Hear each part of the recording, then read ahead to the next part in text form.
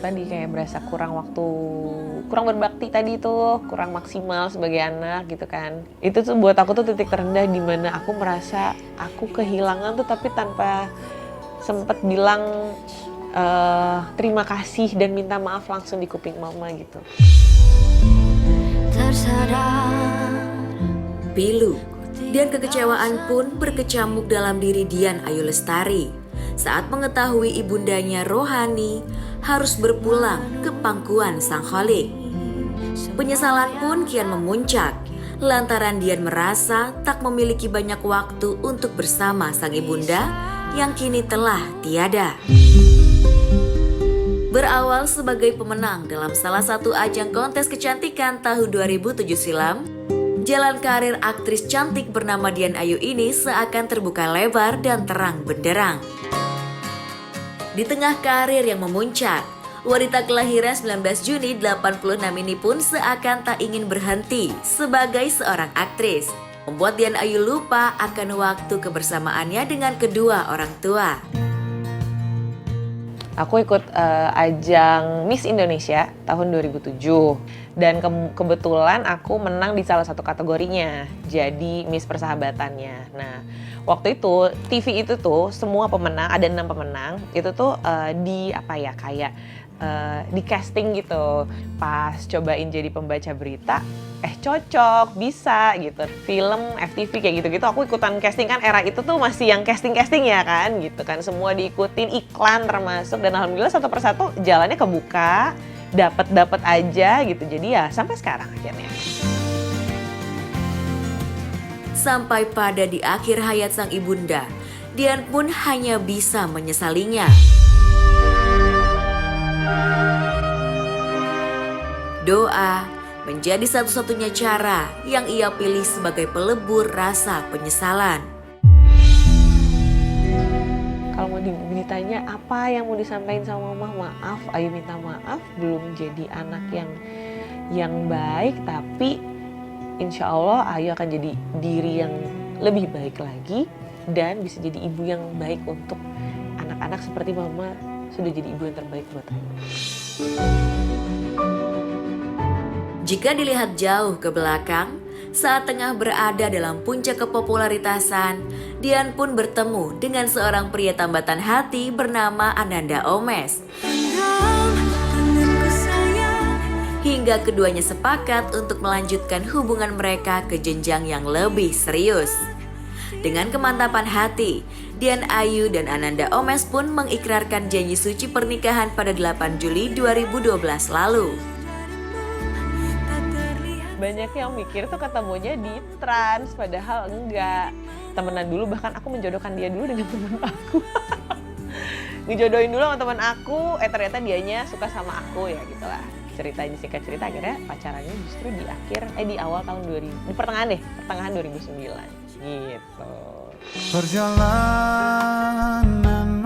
Rumah tangga Dian Ayu dan Omesh pun semakin lengkap saat keduanya kehadiran sosok malaikat kecil bernama Betari Embun Anandayu. Hingga berselang beberapa tahun setelahnya, lahirlah Batara Langit Anandayu dan Betari Bulan Anandayu.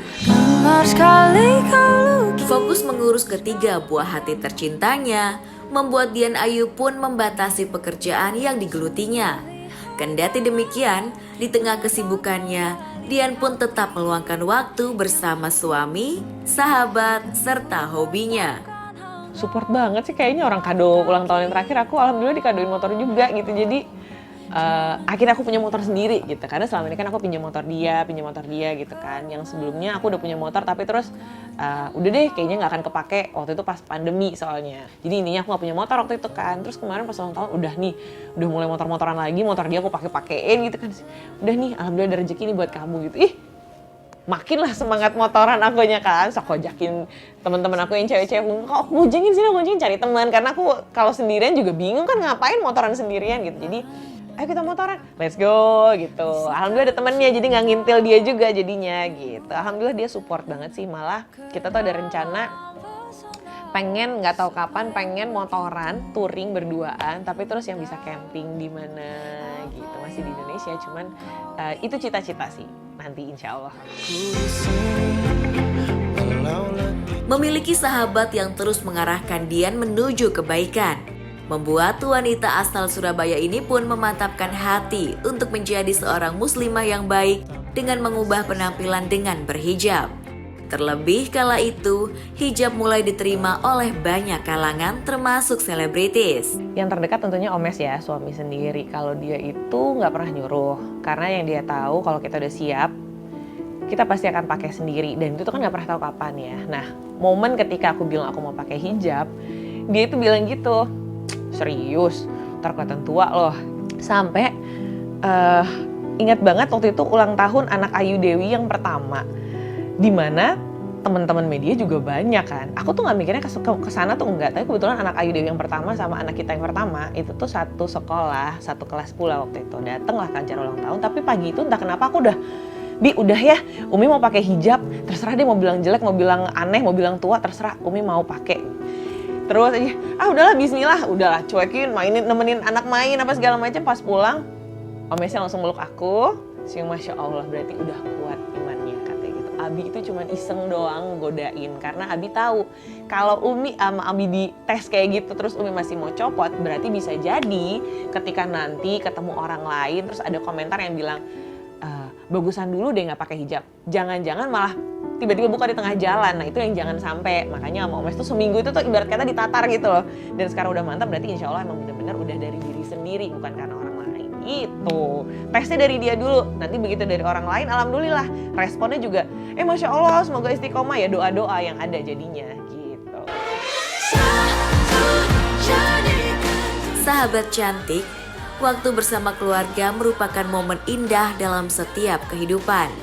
Jika kita melewatkannya, rasa penyesalan pun akan menghampirinya.